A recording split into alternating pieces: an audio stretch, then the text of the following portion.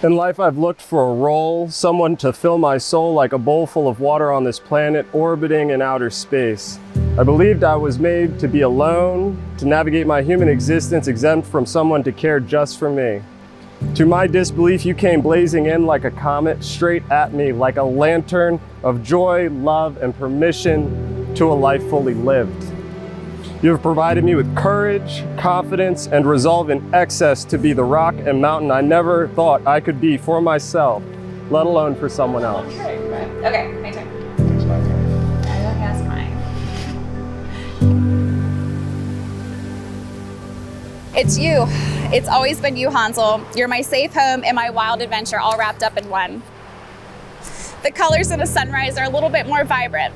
The ascending climb up a trail is a little bit more satisfying, and the scenic drives that we take on road trips are filled with more laughter. It's just life is a grander experience in general from having you with me. Look inside. Oh.